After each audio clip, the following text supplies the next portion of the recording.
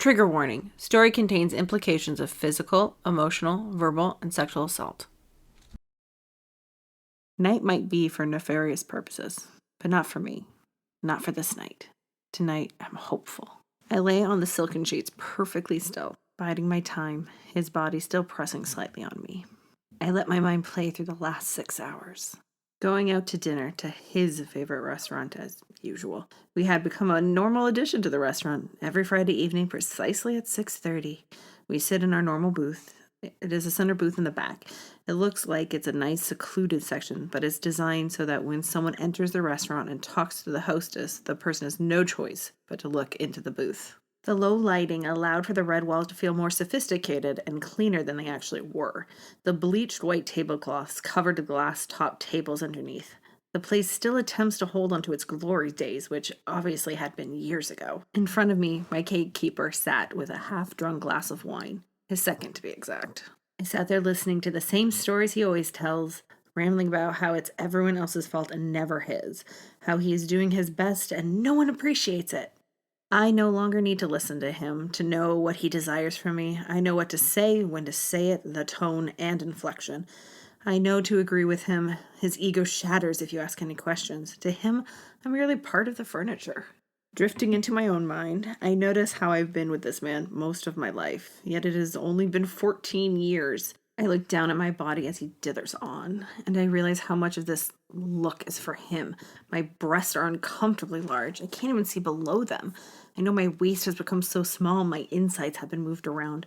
My lips are overly plump. I'm afraid they might burst whenever I talk. All these procedures, which he calls upgrades. All of this for him. I can't hide a flash of disgust that rises through me, making me realize that I've let my gaze drop from his. I quickly straighten up and stare with a fake, loving look upon my face, only to see that he didn't even notice a thing. His eyes seemed glued to my breast this evening, which makes sense considering what he dressed me in.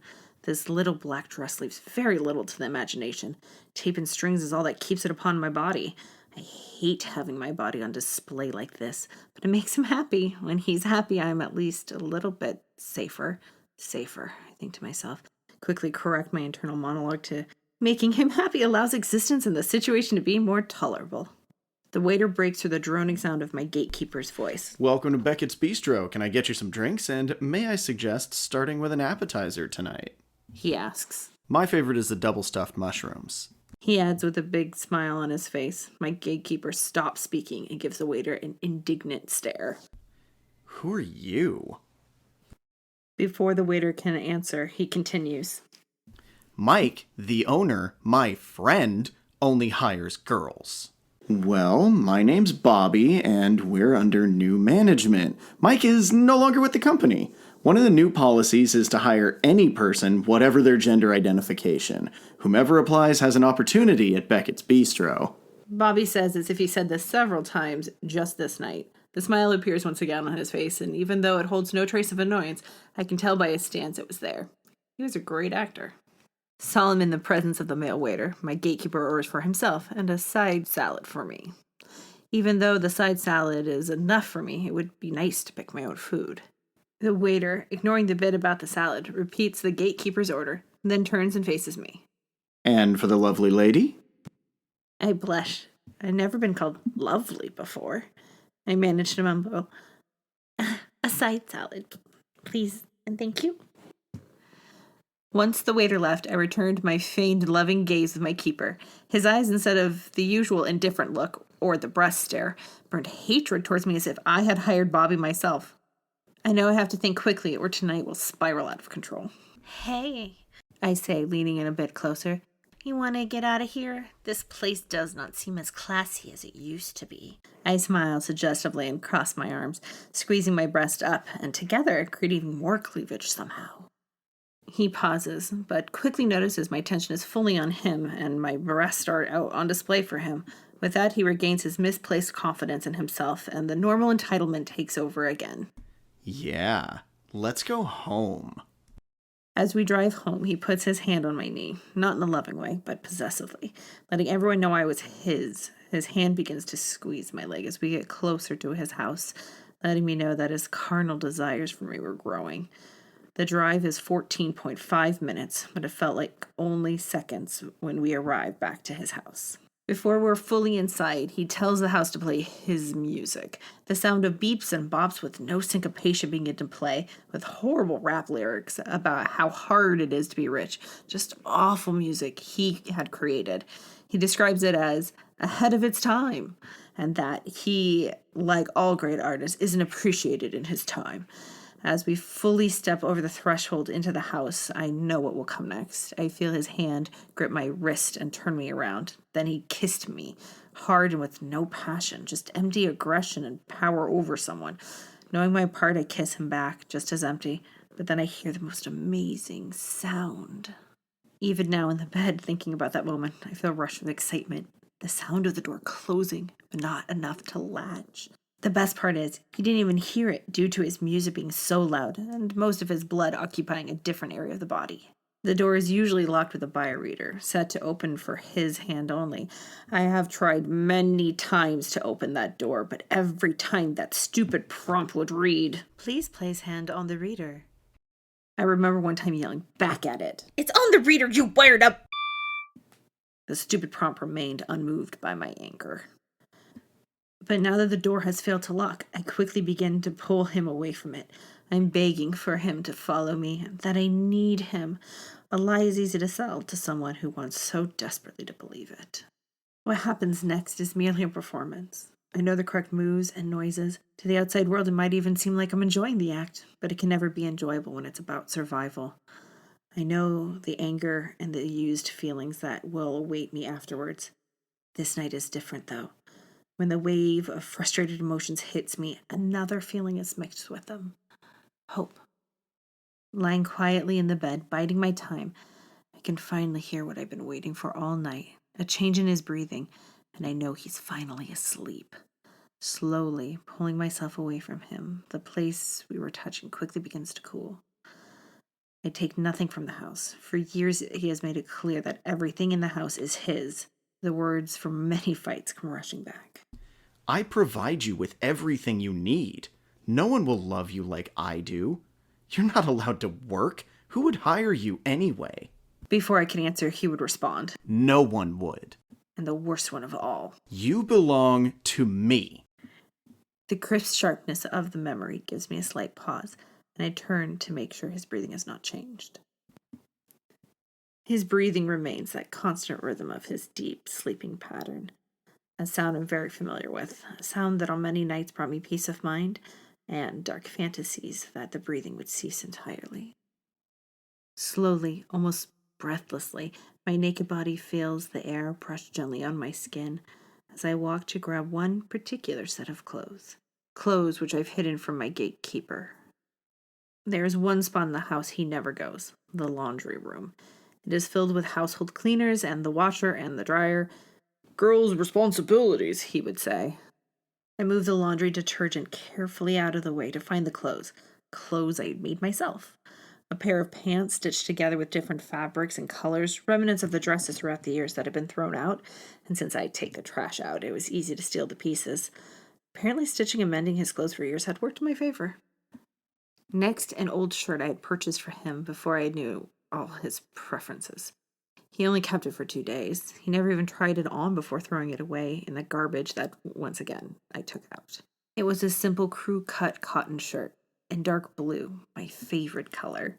It was the first and last article of clothing I was allowed to purchase. Since he never tainted it with his unwanted touch, I happily put it on. Instantly, I felt safe and comforted by the way it held and covered parts of my body. I am no longer on display for others in this shirt. I'm simply me. I ignore the grabbing, trashy, clumsy heels. They would just slow me down and hurt my feet. Dressed in my own clothes, a shock of exhilaration runs through my whole body.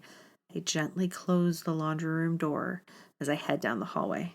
Luckily, it is carpeted and barely creaks under my weight. Through the hazy hope of freedom, I notice the cutout in the wall that leads to the kitchen. My memory activates and plays out the many times sitting at that plain wooden table on one of its accompanying hard chairs. How many times had I tried desperately to leave, saying anything and everything, yet every time he changed my mind. It didn't matter how much I cried or how angry I got, it I was always able to change my mind. Even after he had convinced me to stay, I always held on to that hope that one day I'll be able to leave. From that little bit of hope, I began to look at how to get away, where I could go, but I had to be careful about it. I knew he had trackers on my computer to watch my activities, to make sure I was behaving myself while he was away. The trackers were obvious and simple programs, and he never even set up a password to access them. They were easy to fool. Any information I didn't want him to know, I could access and delete from their history. I would open one window for them and one private one for me. He assumed I was reading articles on how to keep your man satisfied and cooking recipes that matched his preferences.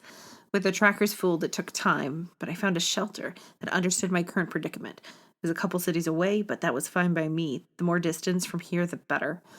They agreed to take me in if and when I could get away from this deplorable situation.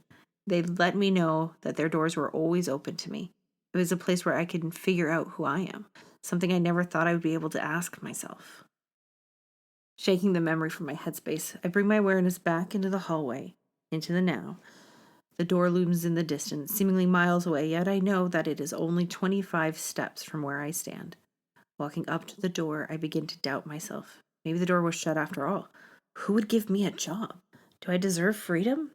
Standing there, I take in a small, quiet breath and hold it as I push against my fears and the door. For a moment, it resists my advances, but it quickly yields to me.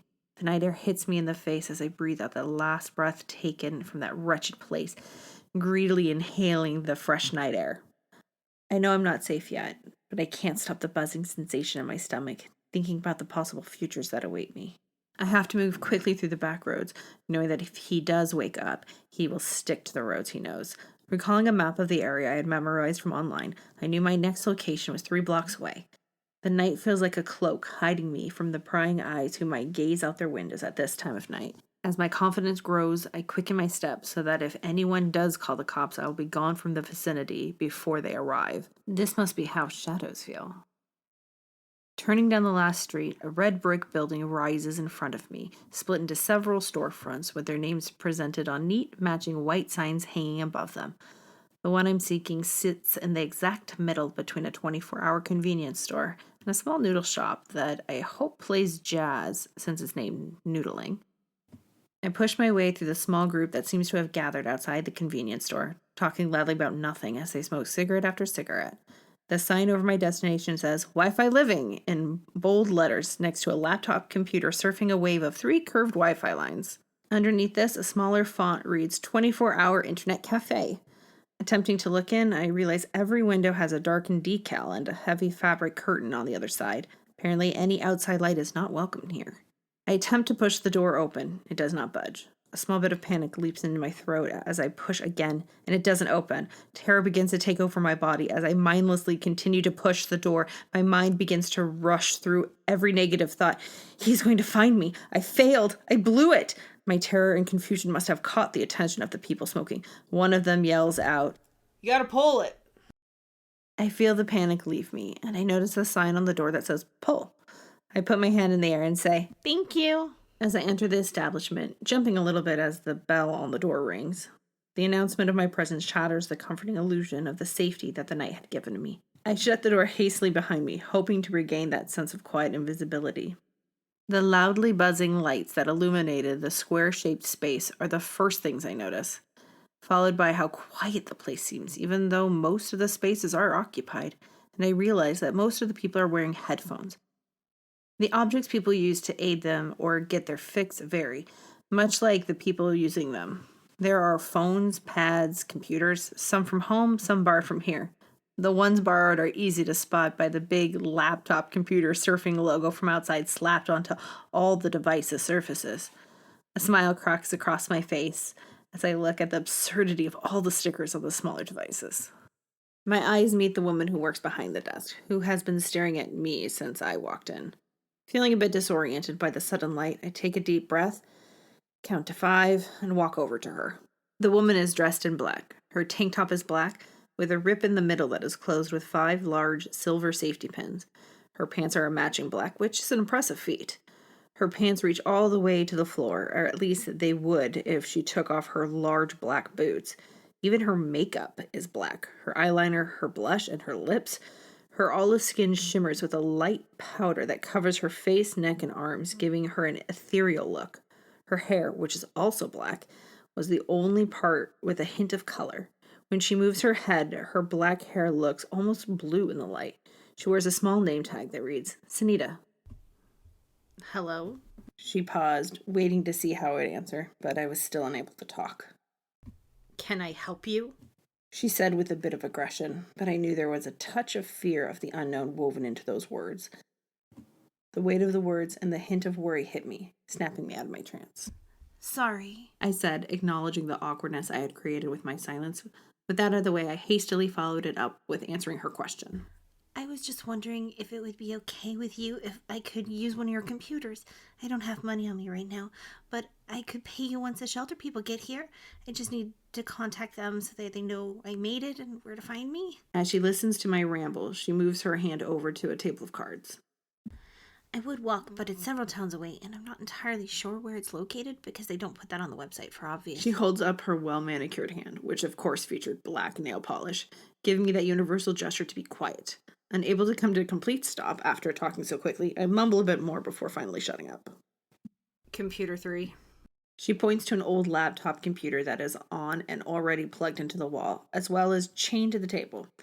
I assume the back has some lovely emblems of the same model computer surfing the Wi-Fi signal.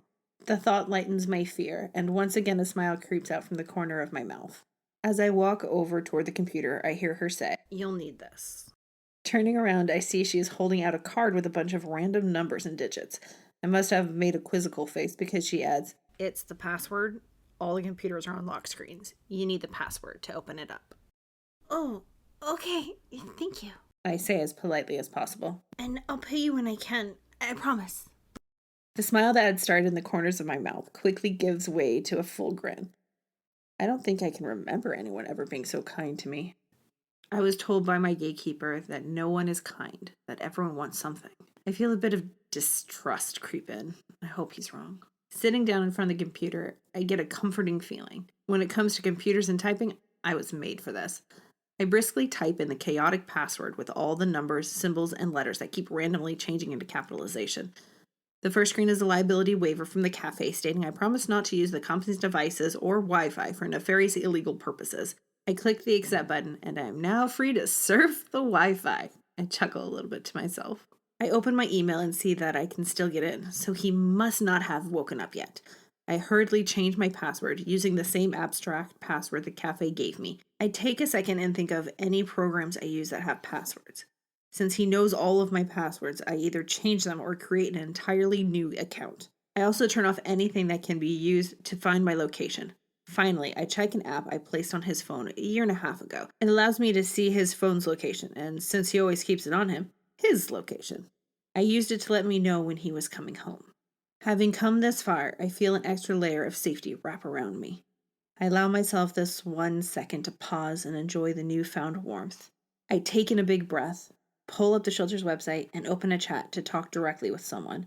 The conversation is done in less than a minute. I tell them where I am, about my Pied Piper pants and lack of shoes, so they know what I look like. The shelter shares with me the make, the color, and the model of the car they're sending, as well as the license plate number. The driver's name is Duncan. The ETA is about 10 to 15 minutes. The shelter operator wants me to stay online with her, so she'll let me know when the car arrives. She asks if I have a new phone number yet. I let her know that I haven't had a chance to do that. I left with only my clothes and nothing else. The operator remarks how smart that was of me, causing my face to turn bright red. I've never been called smart before.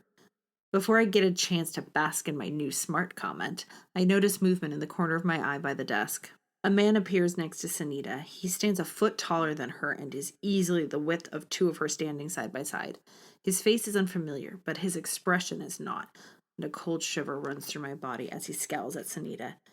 Getting out of my chair so I can help her since she helped me, I stop in my tracks when I realize she is staring right back at him. She isn't budging, no matter how much he's pushing his weight around. She just stares back at him, unafraid, unflinching. In a low, gravelly voice, he says, "She didn't pay." pointing at me.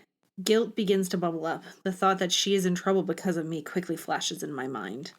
Never losing eye contact with this huge hulking man, Sunita reaches into her pocket, pulls out a small black wallet, and produces a $5 bill, which she places onto the desk. She's paid, she proclaims. The man continues to try to menace Sunita with his disapproving glare. However, it seems to have no effect on her. She is glaring straight back at him, almost daring him to step out of line. They stare at each other for several more seconds when something seems to shift, and the man grunts and walks away. Sunita simply places the $5 in the till and continues to work as if nothing had happened.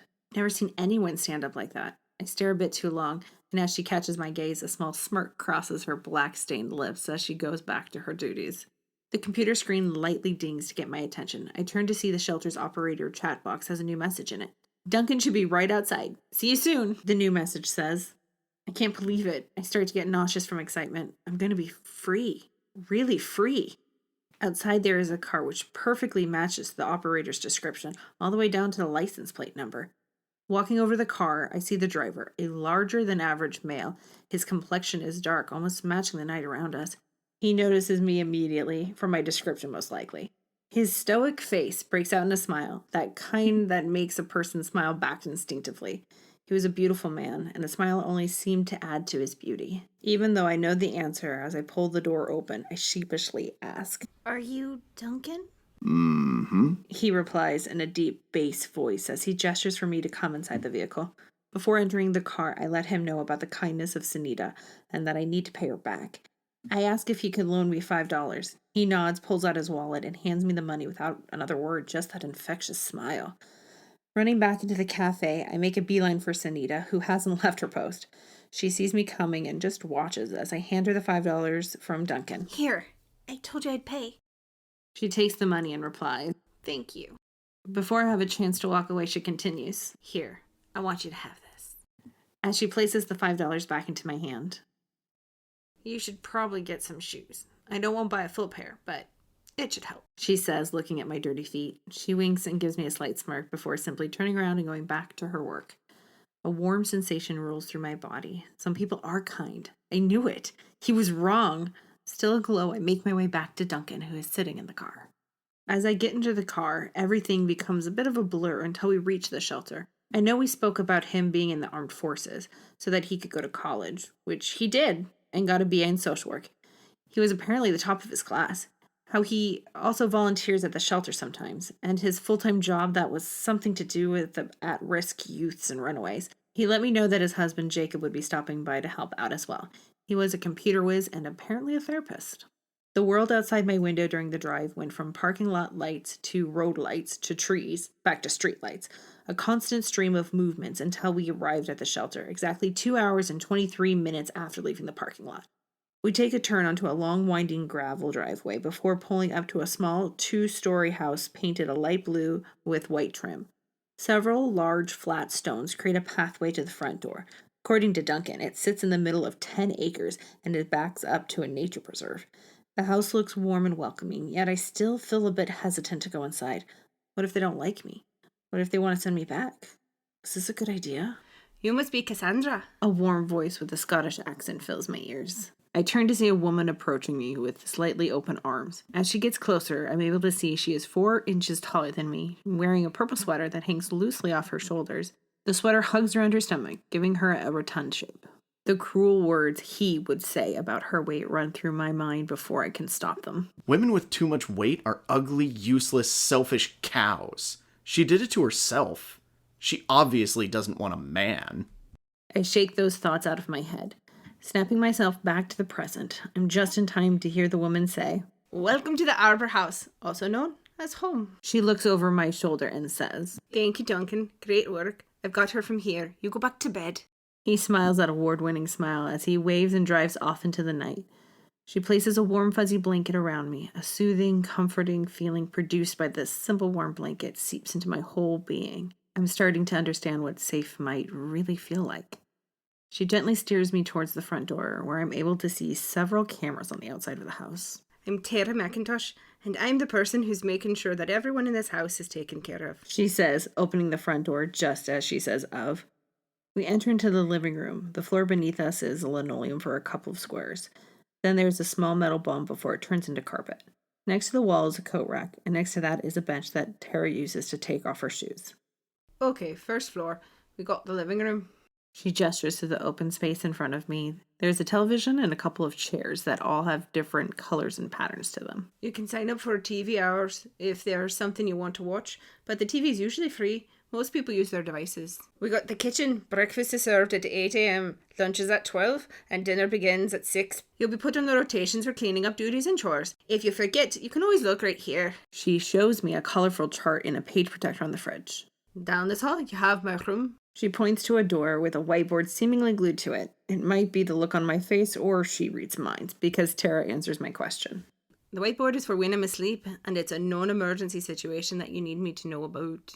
Just write it on the whiteboard, and I'll take care of it when I get up, or eventually. Oh, I say quietly as she guides me to the stairs. Up here we have your room and 3 other rooms. Right now there are only 2 other people.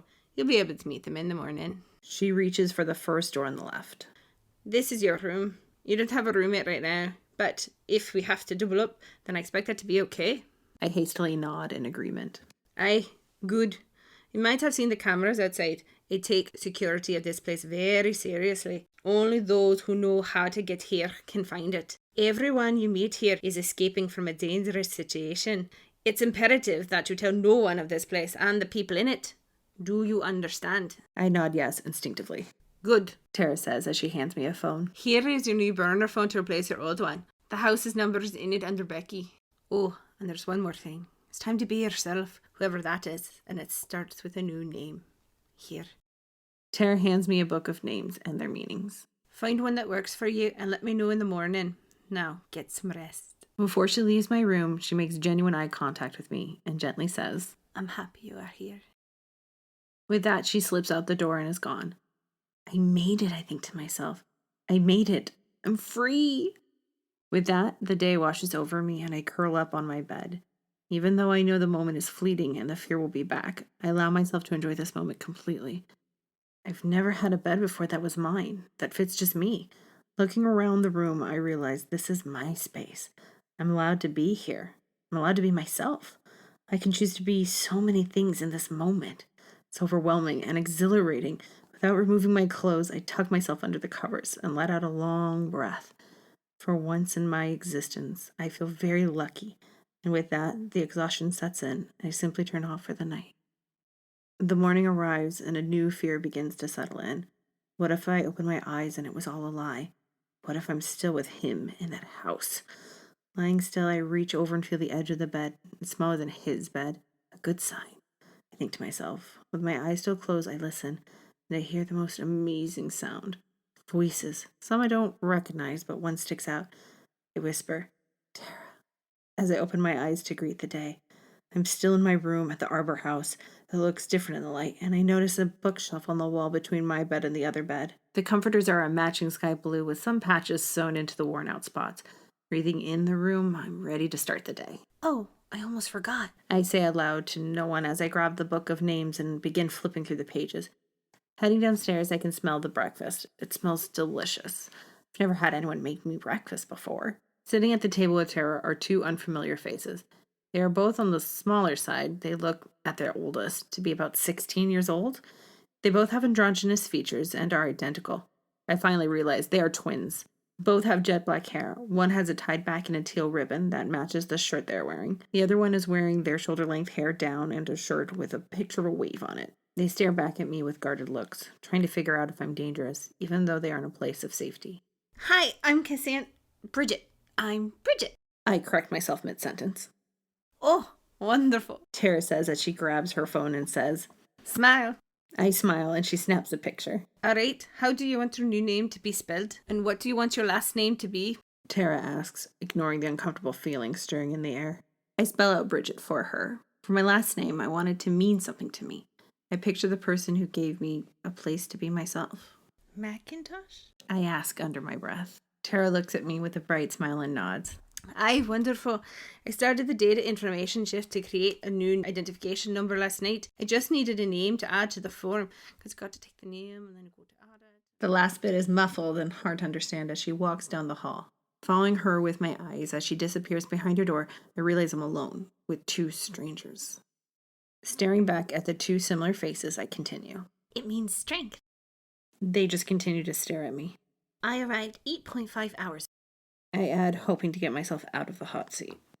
I watch the worry dissolve slightly in their eyes as they respond in unison. Hi, Bridget. We are. One stops talking, and the other one says, Alex and and then the other one speaks up and says, Jamie. They pick right back up in unison as they continue to talk. We've been here for 38 days and 5 hours. Peering down the hall to make sure Tara is still in her room, they whisper in unison. Do you have a maker's mark? Rubbing the back of my left shoulder blade, I nod yes. Without any prompting, they lift up their shirts to show me theirs.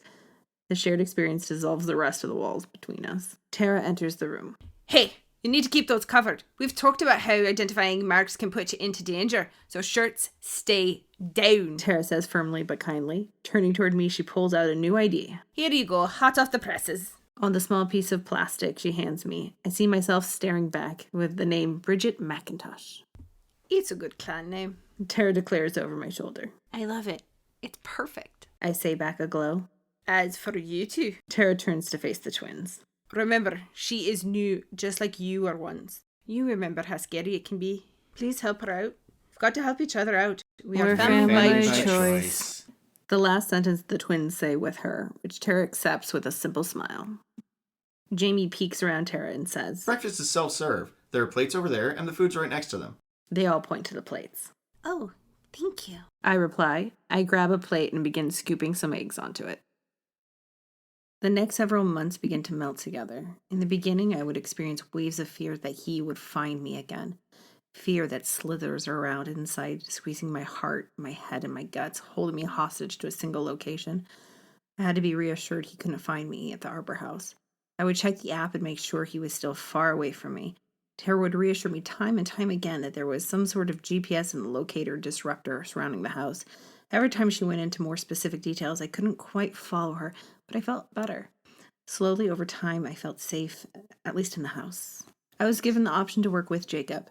He was the visual opposite of Duncan. He was short and white while still having a stringy lankiness about him. While Duncan had a beautiful smile, Jacob's was a bit goofy, reminded me of a puppy. However, both of the smiles were so genuine they made anyone around them feel comfortable. Jacob was kind and would listen. With his help, I was able to reprogram my thought process to realize it wasn't my fault and what love should look like. I was allowed to own my own body. We also created some safety protocols in case something did happen. That way, the gatekeeper would have a harder time changing my mind again. During that time, I also learned the rules of the house and the expectations placed upon me so that I can make it on my own. I need to get a job, get an apartment, learn how to budget, learn the bus system, and how to talk to normal people. I also learned more about the twins, and I heard their story of what their so-called daddy did to them. It made me nauseous for the rest of the day. Tara saw how unhappy I was with my appearance, so she introduced me to a doctor who could help me undo my upgrades. Dr. Elliott was their name. They would volunteer their off hours to help people like me.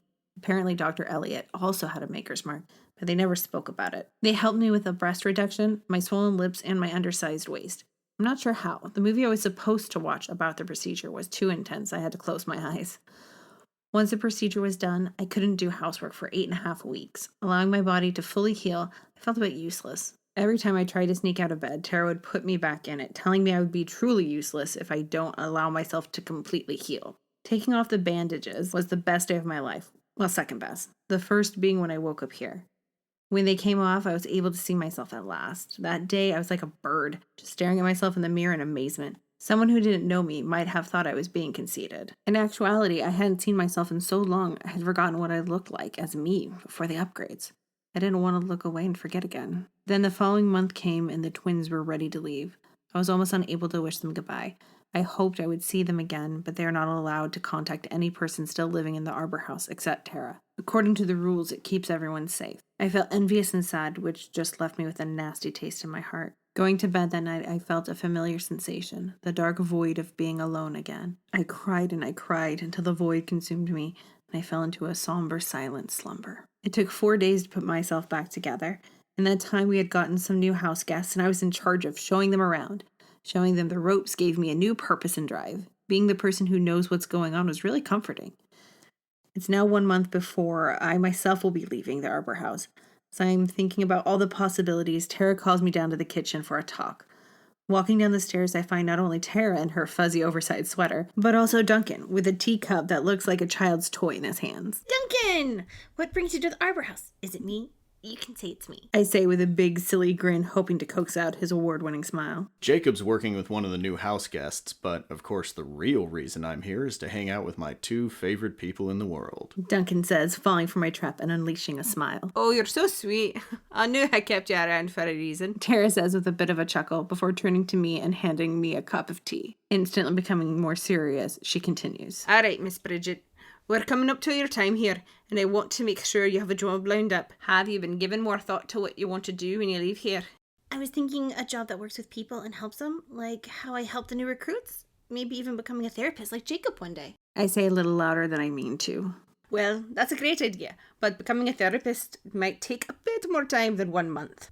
Let's start out with something smaller first and get some experience and work our way up to therapist. Tara says with a smile. A jingling cacophony of sounds erupts from her pocket as her phone lights up.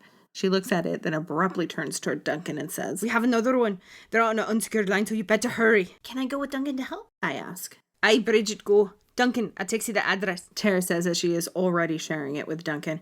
He is out the door and almost to the car by the time I catch up. Noticing me, Duncan says nothing and simply unlocks the door as we head into the day. I can do this. I say to myself, being in the car with Duncan, I realize how skillful he is as a driver. He moves like water around the other vehicles and any obstacles, yet is able to maintain complete control of the car and minds all the rules of the road. Before long, we pull up to several large warehouses. Stay here, Duncan says in his fatherly voice. Without waiting for me to respond to his request, he gets out of the car and takes a step towards the shadows between the two buildings.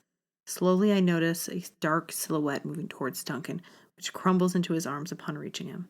Duncan is helping a tall, slim man. His arms and legs are covered in cigarette burns and red marks. On his wrist, he's wearing one half of a pair of silver handcuffs. The chain is broken and the other cuff is gone. He leans heavily on Duncan as he puts him into the car. Inside the car, he immediately curls into a ball and begins to weep. It's not a quiet weep. The sound comes from deep within, as if that is all he knows and all he ever will know. His sorrow creates a hole in my stomach. Aching and wanting to help, I instinctively reach out. Right before I make contact, he freezes and whimpers. I'm able to notice his response, and I quickly pull my hand back. Our passenger breathes out, allowing himself to begin to weep again, this time a little softer. My heart turns to lead, pulling my upper body down with it. I slump forward slightly in my chair as my foolish attempt to comfort someone repletes in my mind, and I listen to his soft crying. Lost in my own personal nightmare, I don't even notice we have arrived until Duncan closes his door and opens the back door to help the new house guest. I watch as Tara greets him with the same speech she gave to me and everyone else, but this time it's said softer and sweeter as she offers the blanket to the disheveled man. He accepts it and his face softens as the blanket works its magic on him like it had on me the first night. I watch Tara guide him gently along the path into the house. My mind still plays the almost touch over again, comparing it to Tara's ability to simply know how to comfort him. Duncan clears his throat, breaking my one-track mind. Oh, sorry. I'll get out too. I say, reaching for the handle, but before I can open it, Duncan begins to talk. You okay? I shake my head no, as tears begin to form in my eyes. You want to talk about it? He asks in a kind and gentle voice. It breaks me, and the tears roll out. I wanted to help him so bad it hurt, and I hurt him. I did the wrong thing. Of course he didn't want to be touched. I just made everything worse for him. How can I help people? I can't believe I did that. I'm supposed to be able to read people. Maybe my ex was right. I'm useless. I say. Hey now, your ex wasn't right about anything. He's a cruel man. You're a very capable person. You had an instinct and you went with it. It wasn't what he needed and you corrected yourself. You need to give yourself a break. You've been responding to one person for many years and everyone's mannerisms differ. I bet you're the first person in a long time to respect his nonverbal no. Making mistakes is how we learn. It's human. For example, next time maybe ask if you can touch before you reach out. In this line of work, you can't expect yourself to be perfect. You will make mistakes, but it's how you learn from them that can make you better than before. Or you hold on to them like hot coals. that slowly burn you out and leave you scarred. He pauses and looks at me with those dark brown, almost black eyes filled with compassion. This type of career isn't for everyone, and that's okay. There are so many ways to help others. So sit with this, and if this is your calling, wonderful. If not, then I'll brainstorm with you other ways to help people. As he finishes, he simply opens his arms to me and whispers. Hug. The tears keep falling as I take him up on his offer. Finally back in my room, my body feels heavy and lethargic from processing the last couple of hours. I barely take my pants off before shutting down for an earlier than usual bedtime. In the morning, I wake with a bit of a shock. Something happened last night that has never happened to me before. I dreamed. I don't dream, yet this night I did. I dreamed I was at a police station. The cops were laughing at me as I asked for help. Then the dream jumped to them restraining me. I was confused and scared as one of them shoved their finger into my left ear. It felt like it went down further than it should. There was a pressure followed by a pop. Then the dream just stopped and everything went black again. Unnerved by this new experience, I grabbed my phone to check the locator app for my ex. Even though the habitual app checking has lessened over the past several months, seeing that he is far away from me gives me great comfort. After checking my phone, I put my pants on and rush downstairs to breakfast. Tara looks up from her pile of papers, and before I get a chance to speak, she says, There you are. I heard you had a hard day yesterday. If you need to talk to Jacob, he's here all day, and he has said he's happy to make some time for you. But before you go talking to him, we need to have a wee chat about work. I got you a job. There's a woman who's looking for a math tutor. It's in an hour. I know it's short notice, but I know you like math and helping. Maybe two birds and one stone. What do you think? I smile back to reassure her. From her behavior, I know she must have been worried about me all night, working long hours to help me out. I'll talk to her about the dream later. I don't want to add more to her plate. She helps me get ready, picking out clothes from the pieces we had picked out together for my first month here. I choose a warm blue knitted sweater with little white flowers. Underneath is a simple white short sleeve shirt with a pair of brown slacks, which looks professional but are comfortable. I finish it off with a simple pair of light blue sneakers. As I'm finishing getting ready, Tara pulls up the bus routes and hands me their brochure. In her words, Just in case. we go over which bus I need to take to get there and how to get home. It's about a 20-minute walk from the Arbor House to the bus station, and Tara offers me a ride there so I can catch the next 42A bus into the city. On the bus, feeling a little unsure about the day, I check the app one more time, making sure he isn't heading for my city. He is still at his house. Putting my phone away, I enjoy the reassuring feeling of safety that sits in my belly for the rest of the ride. From there, I go 5 stops. Getting off the bus, I head the 4 blocks down the road to reach the coffee house. Walking into the coffee shop, I see a woman sitting at a table covered in papers. She looks frazzled. I walk up to her and ask, Are you Maureen? She looks up and drops the pencil from her mouth. Yes. Oh, you must be Bridget, she says as she reaches to shake my hand. Sorry for the mess. I'm just a bit confused in the statistics final is tomorrow. I really appreciate you meeting me on such a short notice. You go ahead and get a coffee, and while you're doing that, I guess I'll clean this up. She says, handing me a $5 bill as she tries to put the papers into neater piles. I smile politely and head over to the counter since there's no line. I order hot chocolate with sprinkles instead of coffee. I watch them make it and put it in an adorable red cup with white animals on it. Taking my treasure back to the table, Maureen has made a clean area for me to place my drink. I sit down, facing her, my back to the door and the hustle and bustle of the rest of the shop. We sit there for 3 hours and 28 minutes, going over every possible mathematical equation that could possibly be on that test. By the end of the time, she is getting most of the answers correct, with only small mistakes that she catches before I even mention them. Beaming with pride, we finish our session. She hands me several bills, thanks me, and leaves me alone at the table. I can't keep myself from smiling. I think I like this work. Maybe I'll be a teacher or a professor. I take a big gulp of my 3rd hot chocolate, finishing it. As I get up to leave, a woman comes seemingly out of nowhere and spills her hot coffee all over my sweater. Oh no, I'm so sorry. Take it off quick so you don't burn yourself, she says, and before I can stop her, she is trying to remove my sweater. A bit confused at first, I resolve myself. Hey, I can do it. I snap at her as I take a step away. Taking care to keep the hot parts away from my skin, I begin to take off my sweater. When the sweater is over my head but still around my neck, I feel a push from behind, sending me back into the table and making me bend over. Being stuck in my sweater, I yell, "What are you doing?" I then feel 2 hands clasped down on my wrist, locking me into place. I pull my body back, my arms stay where they are, and my head slips out of the sweater's neck hole. Master? I say in a small, confused whisper. Standing, holding my wrist down, is my gatekeeper, with a grim smile plastered on his face. Master is the name I'm supposed to call him. I've missed you, Cassandra. He says, making my skin crawl. How did you find me? I squeak out, but before he can answer, I feel another pair of hands on my back. My shirt is lifted a little as the other hands find their mark. Here it is. I hear that same woman's voice as the familiar sensation of the magnets around my maker's mark activate, locking its counter induction plug into place. No! Is all I'm able to say before my body betrays me and goes rigid. In the corner of my eye, I see movement. It is the barista who served me. A flutter of hope activates in my chest as they approach. Sir, I'm sorry. We didn't know it was a rogue AI. Do you need any help? He says to my gatekeeper. You should be sorry. You don't want me to report this establishment for being an A-friend-I location. He snaps back. No, sir. The barista says before he's interrupted. If I got a free, large, half caramel, half vanilla latte espresso heated to exactly 102 degrees with extra caramel on top, maybe I can look the other way. As my gatekeeper finishes, his accomplice jumps in with, Just a large black coffee for me. The young barista nods and backs away to start the drinks. With him gone, my two captors move my frozen body into a chair, my joints giving way to allow for the manual manipulation. Oh, Poppet, you thought you were so clever that I wouldn't find you. He says, emphasizing the I as he spoke.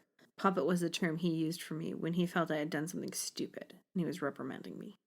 Yeah, you found her all by yourself. I just found the app on your phone and hacked it to trace the response message location. Then I simply hacked the live feed of all the city's cameras and shops. It's a good thing your AI is a limited edition R5D4. Otherwise, who knows if I would have found this thing. Even changed its look back to their original form. But yeah, you did it all yourself. His lackey says as she pulls out a laptop. I can feel her attempting to access my hardware. Before she gets a chance to fully access me, the program Jacob had installed activates, becoming a firewall against her intrusion. Shut up, Jess. My dad paid you to find my toy. He did it because of me, not you. I'm the one who manipulated him and showed him how miserable I was for 8 months before he offered to help. He yells at her. Yep, it only took 8 months to manipulate him, your father, Mr. Moneybags. He could have bought you several limited edition bots, but yes, you got him to fall into your plan perfectly. Sarcasm dripping from every word. He only hesitated because of the last time it ran away. The cops brought it back roughed up a bit, and someone had pushed the factory restart, so we were never able to figure out who did that. Also, He says, turning towards me. He did offer to buy me a new one, but I told him no. You belong to me. He says, stroking my cheek. If my body hadn't been rigid, the chill that ran through me would have been visible. However, my brain latched onto something he just said. Did he say another time? My mind begins to look for any trace of this memory, but there's nothing found in my databank. The back of my brain begins to tingle, and the memory of the dream comes up. That was real, I think to myself. I had remembered, even though it wasn't technically in my memory bank. More thoughts came in quick succession. That's why I didn't want to go to the cops. I already knew what would happen. That's why no one told me to report it. That's why they laughed at me, an object trying to run away from their owner. Even though my face is plastered with a fake smile, tears begin to roll down my cheeks. What the hell? What are those? He says, angrily wiping the tears away. I'm not in full control yet. This thing seems to have gotten an upgrade since you last had her. Must have been in a friend eye. The GPS on the system seems to be scrambled. I'll download the visual memory. I've been after this location for years now. There are some A-friend-eyes helping rogue AIs blending into society. So irresponsible. AIs are not people. They're things. Ugh, I hate those stupid people. Luckily, the laws have gotten harsher around helping AI. She complains, but the gatekeeper is no longer paying attention and is scrutinizing my body with his gaze. Yeah. Just remember, when you get the faces and names of the other runway AIs, you have to split the bounties with me. That was our deal. He says as he cups my smaller breast with a disappointed look. He glances up at Jess as he continues. And Father doesn't get to know that the information you got came from my AI. Jess mumbles back, I know. This way we split it 50-50. obviously not pleased with the 50-50 part. I stop listening to them as I try to concentrate on keeping her out of my visual memory data. She cannot find them. My brain hurts as she continues to try to hack past my firewall. I need to think of something soon, or everyone I love is going to suffer the same fate or jail time. The fear overwhelms me as I feel that I'm losing the battle for my mind. Suddenly, Jacob's words bubble up to my consciousness. You won't be able to think clearly when you're working too many of your processes. You need to relax, take several deep breaths, notice your surroundings with no judgment. Feel your feet on the ground, redirect some processes, or turn them off for now. Following the words, I turn off the processes containing all of my memories with the gatekeeper, as well as all the humans and fellow AI from the Arbor House. I take a deep breath in, feeling my feet flat on the floor. I can feel another one of Jacob's programs beginning to come to life. It begins to attack the body lockdown code, injecting junk into the lines of code, hopefully breaking it. As the code is running, I notice that I am boxed into a corner. I will not be able to flee. No other person in this coffee shop will help, so I need to figure out another way to keep them safe. Another deep breath in. I've got it. I know what I need to do. I wait patiently, waiting for my moment, breathing in and out. I can hear Jess talking to herself as she battles Jacob's program, trying to get complete control over me. Stop resisting, Cassandra! I command you! My gatekeeper barks. When the words leave his mouth, I feel the click in my awareness I've been waiting for. I have control over my body. The smile drops from my face as I turn to face my abuser, staring straight into his eyes. No, I don't care what you want. This is for me. I say as I raise my middle finger. While he is stunned by my defiance, I bring my other hand to my left ear and push my finger into the canal. The sensation is a bit uncomfortable, but eventually the pressure gives way to a pop sound and a muffled No! from the gatekeeper and his helper. It is the last thing I hear. A genuine smile appears on my face as I enter sweet oblivion. Thank you for purchasing your very own Companionbot. Please give me a moment while I access your user information from the company. I say as I go to the company's information site and put in my user maker identification code. A file with a picture of a man who is sitting in front of me pops up.